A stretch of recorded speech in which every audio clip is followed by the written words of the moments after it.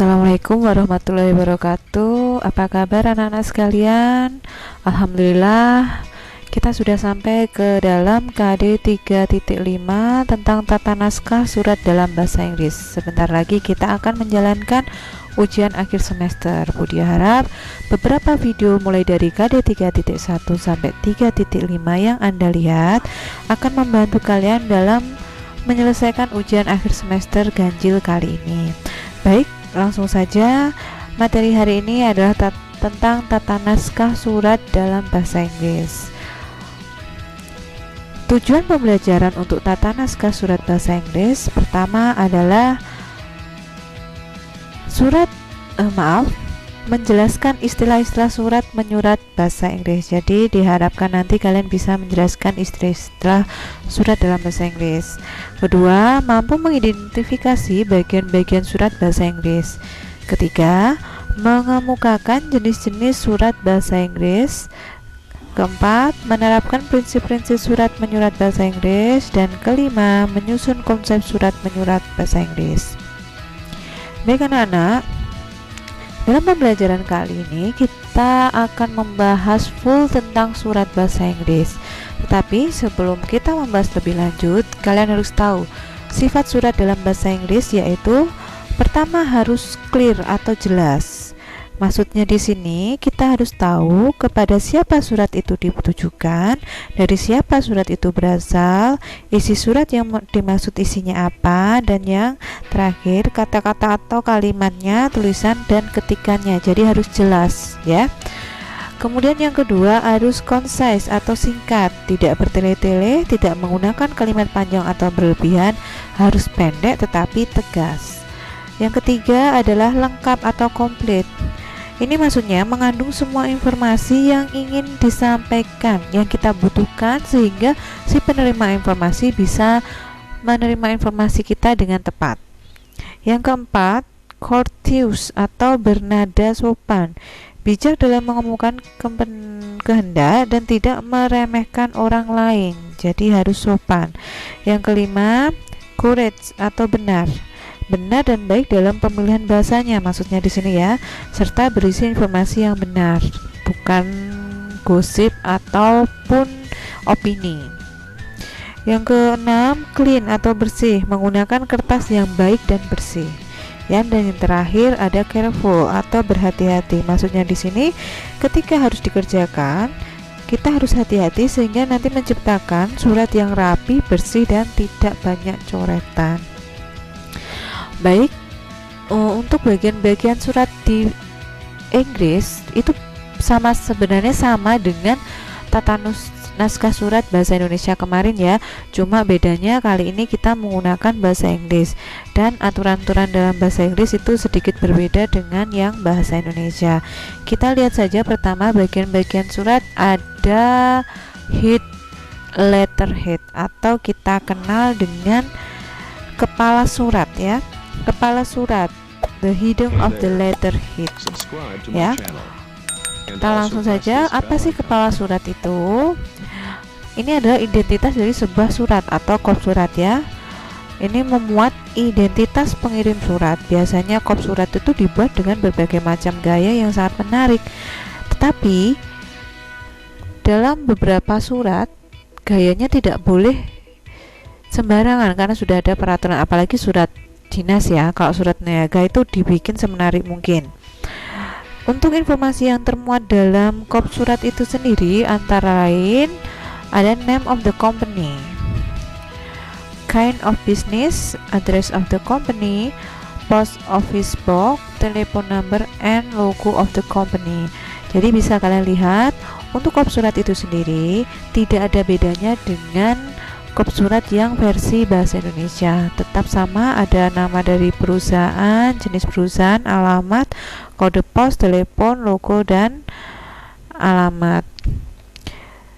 Sementara itu untuk kantor besar biasanya memuat email, address, code book, bank reference, office brand, and variety of commodities ya. Jadi beberapa yang membedakan ya.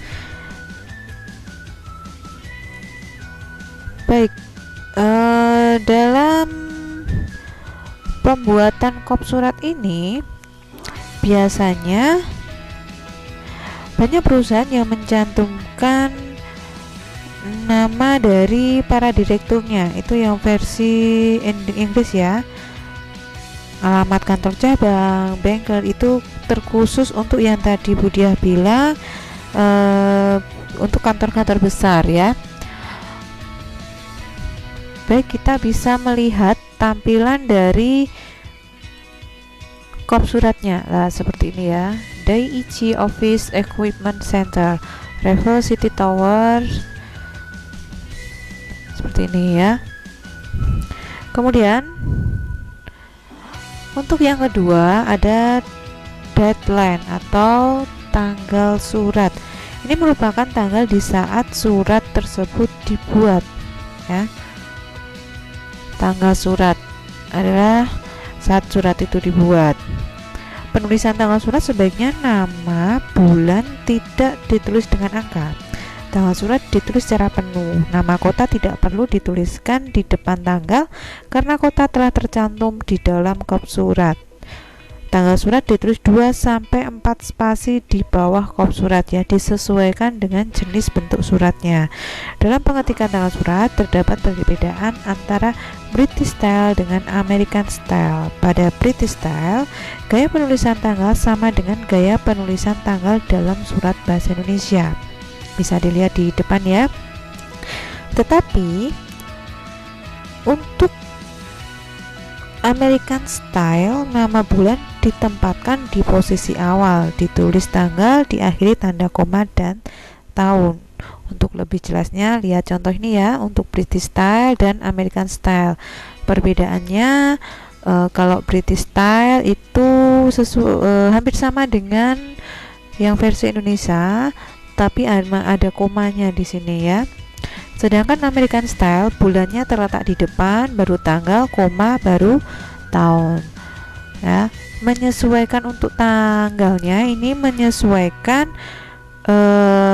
daftar bilangan bertingkat ordinal number yang biasa digunakan untuk menulis tanggal surat ya. First, second, third, fourth, 5, 6, 7, 8 itu disesuaikan ya. Sedangkan untuk 12, nah penulisannya seperti ini, beda dengan penulisan 18 ya.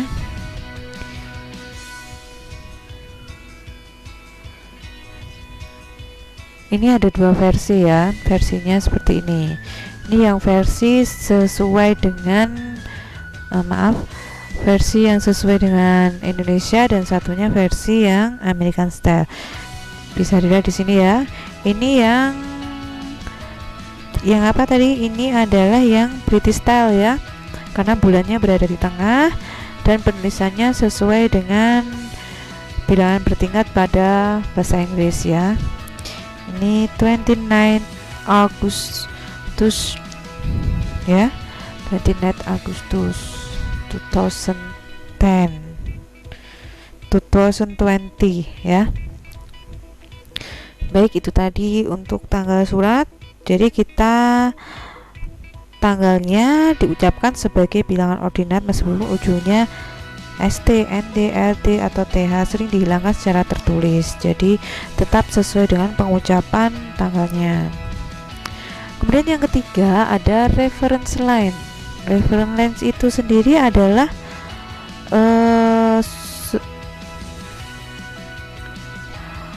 ini inisial atau singkatan nama orang yang mendiktekan atau menandatangani dan mengetik surat. Contohnya seperti ini. Reference ya. Dalam English correspondence umumnya dicantumkan di sudut atas sebelah kiri sejajar dengan tanggal. Kalau di Indonesia kan reference line itu letaknya nomor, tetapi kalau di Inggris itu letak dari reference line. Itu biasanya 2 spasi di bawah kop, atau ada juga yang mencantumkan di dasar surat sebelah kiri. Jika dalam surat masuk incoming letter terdapat reference line, dalam surat balasan harus mencantumkan reference line surat diterima dan reference line surat balasan di bawahnya. Untuk jelasnya seperti ini.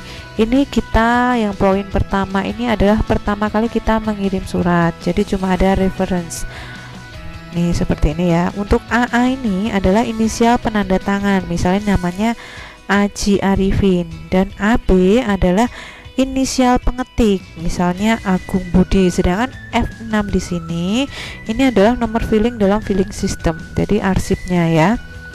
Kemudian untuk yang poin kedua ini ada your ref dan our ref. Maksudnya di sini adalah your ref ini adalah surat dari perusahaan yang mengirimi kita surat. Jadi seperti ini ya. Misalnya ini mengirimi surat sehingga terjadilah pengetikan your ref. Sedangkan kalau kita ingin balas kita tambahi our ref. Ini SJJK garing 3E. Sedangkan our refnya BAAH 4B. Ini disesuaikan dengan nama si penanda tangan dan nama si pengetik. Ingat ya, untuk inisial pertama adalah inisial untuk si penanda tangan surat, sedangkan yang tengah ini adalah inisial pengetik surat, dan yang terakhir adalah kode filing atau sistem arsipnya. Jelas ya? Baik, contohnya seperti ini ya. Penulisannya sejajar dengan tanggal. Kemudian yang keempat ada inside address. Inside address ini berisi alamat penerima surat ya, berisi nama dan alamat penerima surat. Pengetikannya 3 spasi di bawah tanggal surat. Alamat surat harus mengandung informasi pertama adalah nama lengkap serta jabatan atau nama perusahaan yang dikirimi surat. Baris kedua, alamat dari perusahaan atau instansi yang dituju. Baris ketiga, nama kota dan kode pos. Baris keempat, jika surat dikirim ke luar negeri harus mencantumkan nama negara pada baris terakhir ya. Seperti itu. Contohnya seperti ini. PT Bus Vimax Indo, Jalan Pintu Besar Jakarta, seperti ini. Ini tidak perlu disingkat ya, atau ini ada nama negara berarti ini suratnya dari luar negeri. Ini Singapura dikirimkan ke dari luar negeri ke Indonesia ya. Sedangkan kalau cuma dari misalnya Jakarta itu tidak perlu dicantumkan Indonesia, cukup langsung terakhir Jakarta seperti ini. Baik, yang kelima adalah attention line. Attention line ini adalah baris nama orang yang dituju, ditulis jika surat ingin cepat sampai.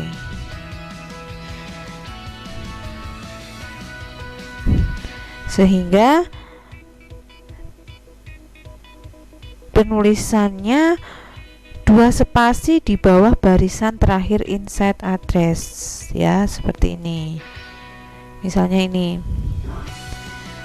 alamatnya tadi, terus 2 spasi, ini perlu di enter 1 kali atau 2 kali. Further attention Mr. Atmadibrata, Purchase Manager. Jadi untuk perhatian Tuan Atmadibrata ya. Jadi langsung jika kita menerima surat seperti ini, jadi kita tidak perlu menghadap pimpinan kita atau seorang sekretaris, langsung menuju ke yang bersangkutan dan menyerahkan surat tersebut ya. Contohnya seperti ini ya, ada 1 enter dari inside address. Kemudian yang keenam ada salutation. Apa sih salutation itu? Nah, salutation itu adalah salam pembuka. Ini yang lazim digunakan dalam surat persuratan korespondensi ya. Dalam penulisan surat bahasa Inggris ini sebenarnya ada berbagai macam ragam ketentuannya ya, seperti ini. Ada 2 pilihan tipe, ada British style dan American style.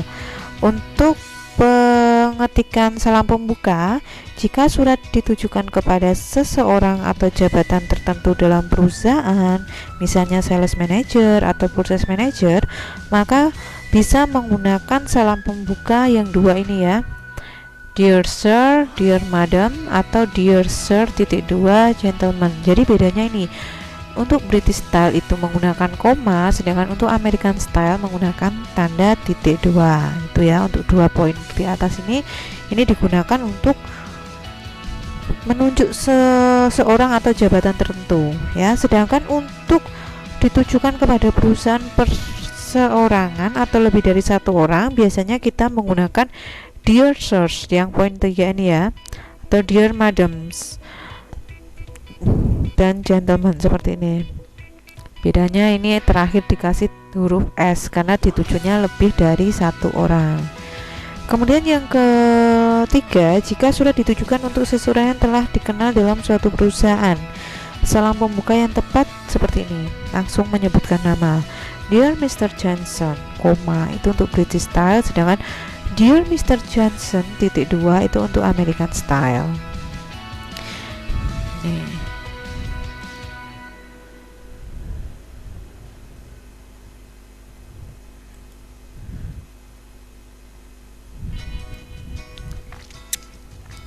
Kemudian yang ketujuh ada subject line. Subject line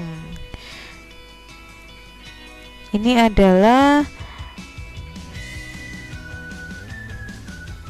perihal dalam surat, ditulis 2 baris di bawah salutation ya.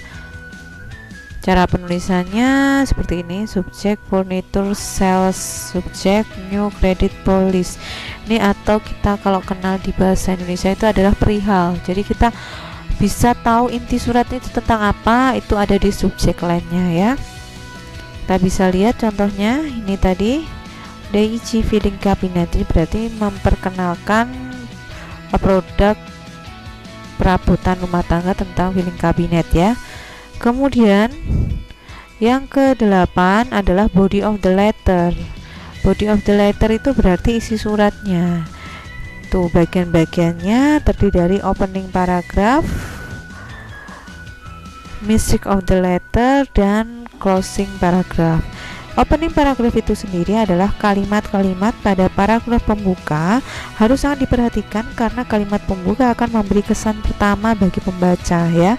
Oleh karena itu, kalimat pembuka harus dibuat menarik agar pembaca tertarik dengan isi surat tersebut. Sedangkan message of the letter ini adalah bagian dari isi atau inti surat yang disampaikan. Isi surat hendaknya ditulis secara jelas, singkat, dan padat sehingga si pembaca itu langsung memahami inti dari surat itu sendiri. Yang ketiga adalah closing paragraph. Bagian ini berisi harapan dan ucapan terima kasih atas hal-hal yang dikemukakan dalam isi surat. Tidak jarang penutup berisi tindakan atau langkah yang akan dilakukan penulis di masa mendatang. Ini seperti ini ya. We thank you for your inquiry letter, bla bla bla bla. Ini berarti awal surat ya, pembuka. Ini menunjukkan rasa ucapan terima kasih telah mengirimi mereka surat. Sedangkan yang kedua ini adalah isinya. We have pleasure in enclosed here with our catalog. Nah, ini kesan karena telah mengirimi katalog ya. Intinya seperti itu ya. Ada opening, message of the letter, dan closing paragraph. Kemudian yang ke-9 ada complimentary clause. Complimentary clause ini adalah salam penutup ya. Salam penutup biasanya ditulis 2 spasi di bawah kalimat terakhir isi surat. Terdapat ketentuan-ketentuan salam penutup ya, seperti Anda lihat di layar. Jika surat ditujukan kepada seseorang atau jabatan tertentu dalam perusahaan, misalnya sales manager dan sebagainya, itu menggunakan your faithfully ya, seperti poin pertama tadi, seperti di apa itu tadi, di salutation, salam pembuka dengan salam penutup itu terkait ya. Jadi salam pembuka itu kita pilih yang mana, British atau American. yang poin 1, 2 atau 3. Jadi kita sesuaikan sehingga salam penutupnya juga sama ya.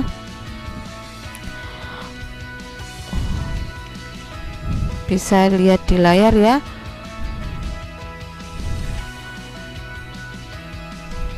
Nah, ada dear sir, ada dear sir, ada dear sir, ada your faithfully. Itu ada apa itu kaitannya dengan salutation tadi ya. Karena dalam bisnis korespondensi English terdapat bermacam-macam complementary clause. Ini pemakaiannya harus disesuaikan dengan salutation. Ditulis kira-kira 2 baris seperti tadi ya, 2 baris atau 3 baris dari teks terakhir di body of the letter. Posisinya disesuaikan dengan bentuk surat itu sendiri ya. Dalam complementary clause hanya huruf pertama yang menggunakan huruf besar atau kapital ya. Jadi diingat hanya huruf pertama yang menggunakan huruf kapital. Di bawah complementary clause harus dituliskan nama perusahaan pengirim surat dengan huruf besar. Contohnya bisa dilihat. Nah, your faithfully for the EG Equipment Center seperti ini ya. Sebenarnya kita penulisannya harus menggunakan huruf besar semua ya. Ini jadi ini kalau bisa ini huruf besar kapital, huruf kapital semua ya. Baik, selanjutnya ada signature. Signature itu ditulis kira-kira 3 baris di bawah nama perusahaan. Ke dalam signatur ini termasuk tanda tangan, nama jelas dan jabatan penanda tangan. Nama jelas penanda tangan ditulis kira-kira 4-5 baris di bawah tanda tangan. Dilengkapi dengan jabatannya dalam perusahaan jika seseorang pejabat pada perusahaan tersebut harus menandatangani surat tersebut. Ini dimaksudnya jika pimpinan itu posisinya tidak ada ya. Kalau posisi pimpinan tidak ada, jadi bisa seseorang yang ditunjuk pimpinan untuk menandatangani surat ya. Ini harus membubuhkan for atau p titik p ya. Ini maksudnya for Born and Son Ltd. Ini John Morpin, sales manager ya. Ini berarti kalau sudah ada depan ini berarti ini jabatannya sales manager dan bukan pimpinan dari perusahaan tersebut. PP ini per pro. Maksudnya di sini adalah perwakilan pimpinan yang dilalui atau sementara diambil alih oleh sekretaris tersebut, sehingga langsung menandatanganinya karena posisi pimpinan sedang sibuk dan atas perintah pimpinan, jadi sekretaris bisa langsung menandatangani, tetapi dengan syarat harus ada singkatan P.P ini di depan ya. Kalau sales manager singkatannya for ya. Baik, itu tadi tentang signature. Kemudian kita lanjutkan poin yang 10 Yukin sales manager seperti ini ya. Poin yang ke-11 ada enclose. Enclose itu adalah lampiran. Biasanya kita kenal di korespondensi Indonesia itu lampiran ya. Ini adalah dokumen yang menyertai surat dalam surat yang kita kirimkan. Penulisannya ada berbagai macam. Ada enclose press list, ditulis lengkap ya. Enclose titik 2 press list atau disingkat ENC katalog, ENCL titik 2 ya. Itu penulisannya. Ini maksudnya lampirannya katalog, ini lampirannya 2 lembar. Baik, itu tadi enclose.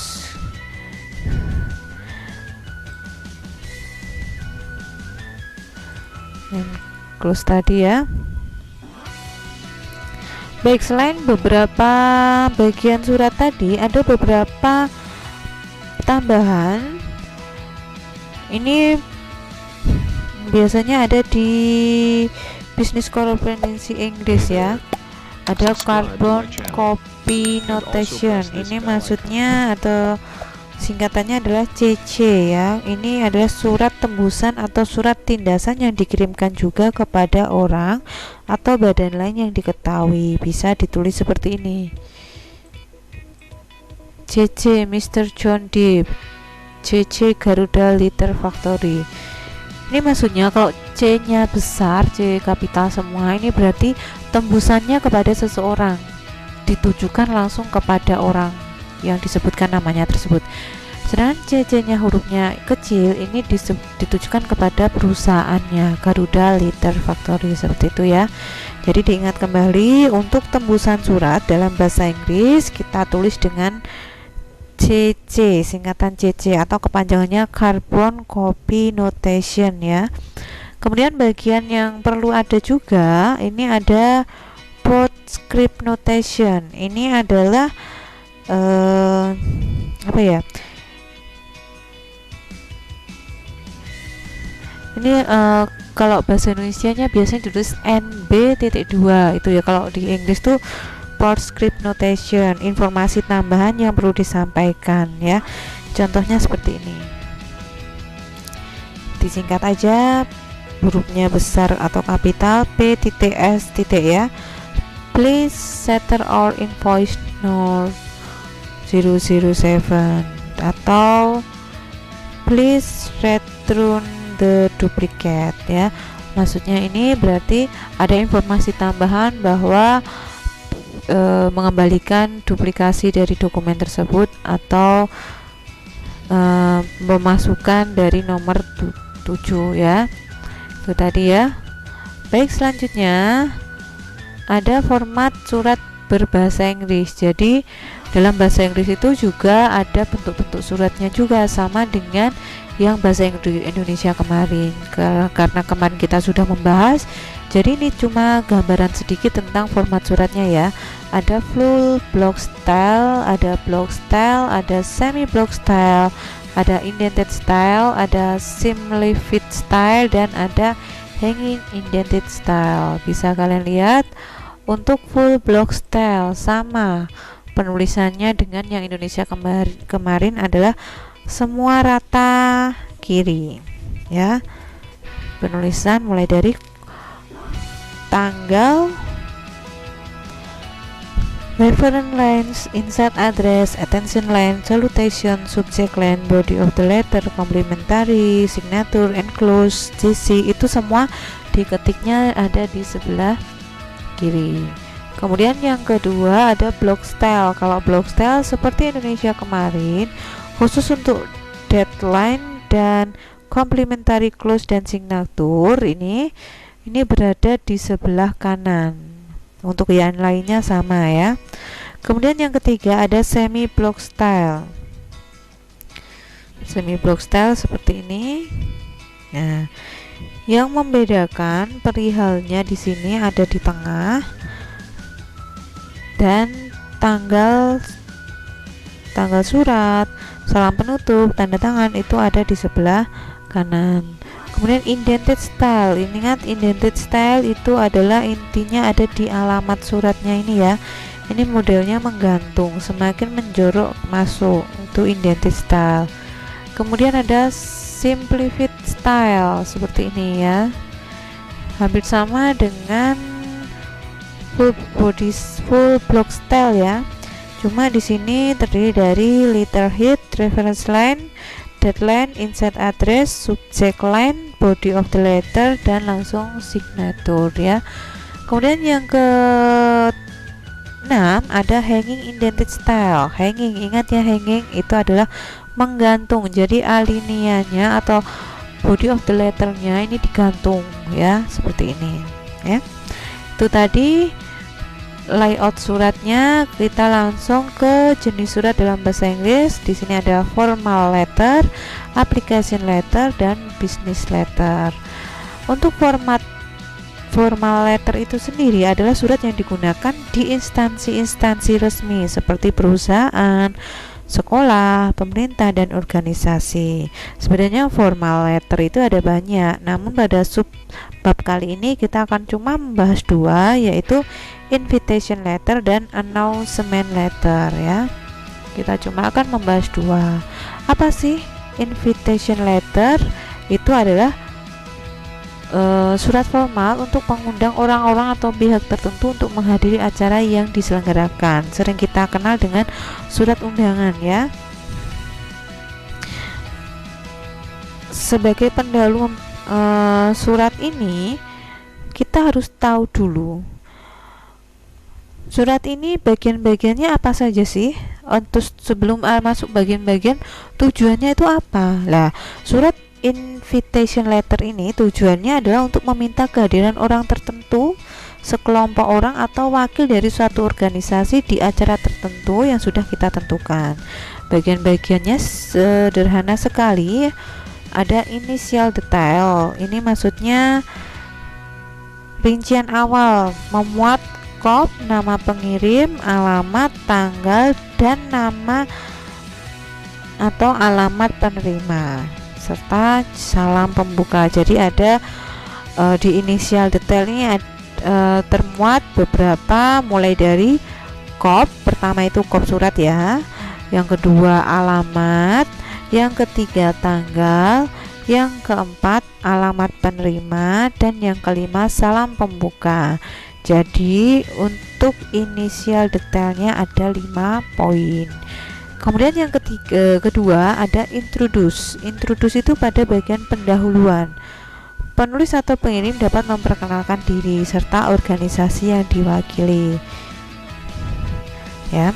Kemudian yang ketiga ada body of the letter-nya. Ini adalah uraian semua informasi tentang acara tersebut, mulai dari tanggal, waktu, tempat acara, tema, dan tujuan acara tersebut. Kemudian yang keempat ada appreciation. Ini maksudnya pengharapan agar tamu itu datang, ya, bisa menghadiri undangan yang kita sampaikan. Itu dapat disampaikan dengan kalimat formal yang menyatakan bahwa pihak yang mengundang berharap agar pihak yang diundang menghadiri acara tersebut. Kemudian yang kelima ada conclusion. Ini adalah surat diakhiri dengan salam penutup, tanda tangan, dan nama pengundang. Dan terakhir ada fitur bahasa. Maksudnya di sini surat undangan itu harus mengandung nada yang sopan, formal untuk acara-acara resmi. Isi invitation letter bersifat persuasif dan harapan agar pihak yang diundang dapat hadir. Tenses yang digunakan adalah campuran antara present dan future tenses ya. Jadi disesuaikan aja. Ini contoh surat undangannya seperti ini ya. Nanti bisa kalian analisis di Google Classroom. Jadi mulai dari kop surat, tanggal, insert address, salam pembuka, perihal, isi surat, salam penutup, signatur ya. Itu tadi. Kita lanjut ke surat kedua, ada announcement letter. Apa sih announcement letter? Ini adalah salah satu surat yang sering ditulis oleh instansi pemerintah maupun swasta. Ini sering kita kenal dengan surat pengumuman ya. Surat ini dibuat untuk mengumumkan secara langsung atau tidak langsung acara atau informasi tertentu yang ditujukan kepada banyak orang dalam suatu instansi atau lembaga. Surat pengumuman berfungsi memberitahukan hal penting yang perlu diketahui sekelompok tertentu orang. Membuat surat pengumuman sebaiknya menggunakan bahasa yang mampu menarik minat pembaca dan menggunakan istilah sederhana dan tidak rumit ya. Yang perlu diperhatikan dalam surat pengumuman ini adalah menulis secara ringkas dan sederhana. Yang kedua, pertimbangkan tujuan surat pengumuman yang dibuat. Yang ketiga, pastikan bahwa surat pengumuman berisi semua fakta yang diperlukan, tidak perlu menuliskan kalimat yang tidak sesuai dengan tujuan. Yang keempat, bisa berisi kabar baik maupun kabar buruk. Yang kelima, setelah menulis harus dikoreksi terlebih dahulu sebelum kita upkan ke yang lainnya ya. Kemudian dalam announcement letter ini ada bagian-bagian khusus, yaitu pertama ada letterhead atau kop surat. Yang kedua ada date atau tanggal pembuatan surat. Yang ketiga ada insert address atau pihak yang dituju. Yang keempat ada subjek atau subjek surat. Yang kelima salutation atau salam pembuka. Yang keenam ada body of the letter. Yang ketujuh ada complimentary clause, dan yang terakhir ada signature. Itu tadi dari dua surat formal dalam bahasa Inggris, yaitu surat undangan dan surat pengumuman. Selanjutnya ini contohnya seperti ini ya, surat pengumumannya. Silakan nanti diamati, dibaca dalam pemahaman materi tersebut. Baik, kita lanjut. Kita lanjut ke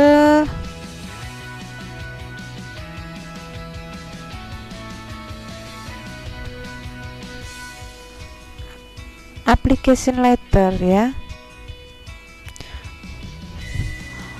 Application letter, mohon maaf, application letter nih ya. Ini kalau kita di bahasa Indonesia itu kita kenal dengan surat lamaran pekerjaan ya. Ini surat yang dibuat dan dikirim oleh seseorang yang ingin bekerja di sebuah kantor, perusahaan ataupun instansi tertentu. Bagian-bagiannya itu sendiri terdiri dari address atau alamat surat, date, tanggal pembuatan surat. Yang ketiga the insert address, alamat yang dituju. Yang keempat the salutation atau salam pembuka. Yang kelima the body atau isi surat. Ini isi suratnya itu terdiri atas alinea pembuka, biasanya dimulai dengan pernyataan mengenai latar belakang surat itu disebut ya, apakah menanggapi iklan, berdasarkan rekomendasi teman, atau inisiatif pribadi. Selanjutnya dijelaskan mengenai latar belakang pendidikan, pengalaman kerja, dan informasi pendukung lain yang menjadi nilai tambah penulis. Selanjutnya pada alinea penutup ditulis harapan semoga bisa diterima dalam perusahaan tersebut ya. Kemudian yang keenam ada complimentary clause, salam penutup, dan yang terakhir ada signatur. Ini tuh ya contoh suratnya ya, nanti bisa kalian pahami, analisis dan mengartikannya. Ini cukup Budia sampaikan sedikit aja. Ini kurikulum vitae-nya ya, atau daftar riwayat hidupnya. Kita lanjut ke business letter ya. Apa sih business letter itu? Business letter itu adalah surat yang digunakan untuk keperluan kegiatan perniagaan, perdagangan, ataupun bisnis. Karena kegiatan bisnis itu sangat bervariasi, penggunaan business letter dapat bersifat informasi, rujukan, peringatan, promosi, dan sebagainya. Pada prinsipnya, penulisan business letter sama seperti halnya penulisan surat bahasa Inggris lainnya ya. Yang membedakan hanyalah isi surat yang membicarakan masalah bisnis atau perdagangan. Silakan dilihat, ini adalah macam-macam surat yang nanti akan kita bahas ya. Ada inquiries letter, ini adalah surat atau sebuah transaksi bisnis diawali dengan permintaan keterangan dari calon pemberi, inquiry letter ya. Ini kita kenal dengan surat permintaan ya.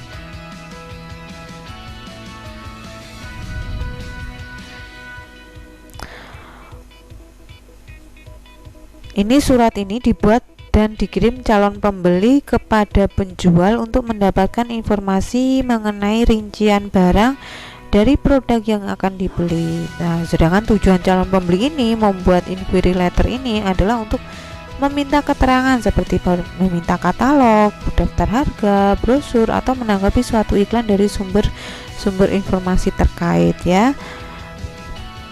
Untuk jelasnya ini nanti kita bahas di materi berikutnya ya. Untuk hari ini kita cuma sekilas-sekilas saja ya. Kemudian yang kedua ada replying to inquiry. Ini berarti surat balasan permintaan. Otomatis ini adalah yang menulis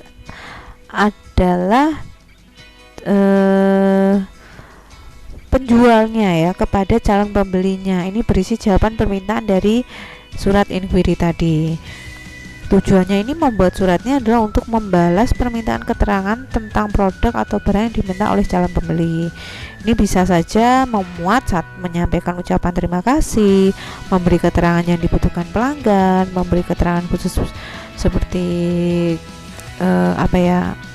harga khusus untuk pelanggan, dan mendorong calon pembeli untuk memesan dan meyakinkan calon pembeli mengenai pelayanannya.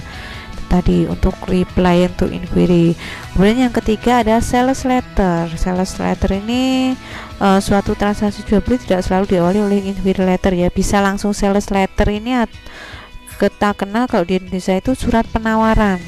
Ini adalah surat yang dibuat dan dikirim oleh penjual kepada calon pembeli untuk menawarkan barang atau produk yang dijual.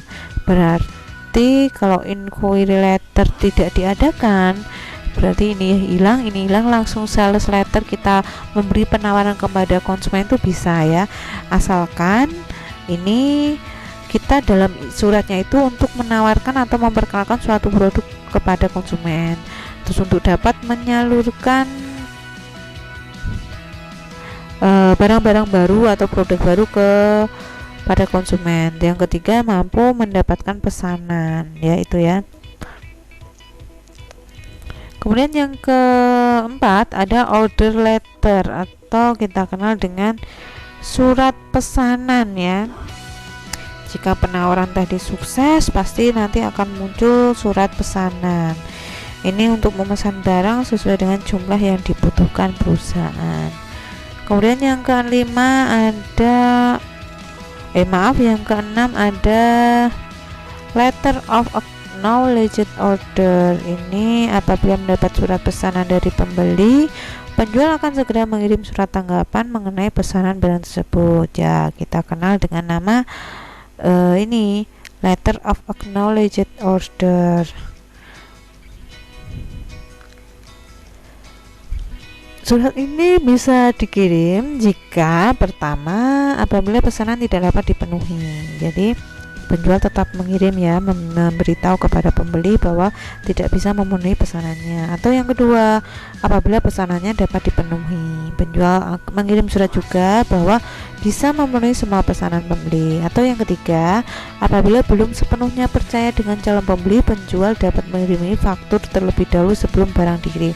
Jadi mengirim faktur terlebih dahulu sehingga pembeli bisa membayar terlebih dahulu, baru kita kirim barangnya. Itu tadi tentang letter of acknowledged order. Yang keenam ada complaint letter. Complaint letter itu adalah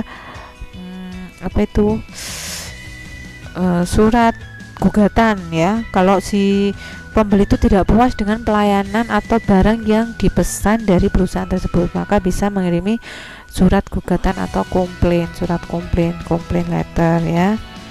Kemudian yang ke 8 ada replying to complaint. Ini balasan dari penjual tentang komplain yang diberikan pembeli, itu tadi ya. Dan selanjutnya ada collection letter. Ini adalah surat yang dibuat dan dikirim oleh penjual kepada pembeli. Ini berisi peringatan atau tagihan jika pembeli belum menyelesaikan keuangannya atau pembayaran barangnya, sehingga perlu dimunculkan collection letter ya. Nah, itu tadi beberapa surat yang berkaitan dengan tata naskah surat bahasa Inggris ya, mulai dari formal, dari surat lamaran maupun surat bisnis. Bisa kalian pelajari secara keseluruhan, dan untuk lebih jelasnya pada surat bisnis nanti akan Budiah jelaskan di materi selanjutnya. Materi hari ini cukup penjelasan dan sedikit pengetahuan tentang tata naskah surat bahasa Inggris. Jika ada pertanyaan, silakan komentar di kolom komentar, ataupun bisa WA langsung kepada Budiah, ataupun bisa berkomentar dalam Google Classroom kita. Jadi kita hidupkan Google Classroom kita sehingga kita bisa saling tanya jawab dengan materi yang sama. Baik, sebelum mengakhiri, Budiah harap kalian tidak lupa untuk like, subscribe ya video ini. Baik, semoga bermanfaat materi hari ini. Budi akhiri, wassalamualaikum warahmatullahi wabarakatuh.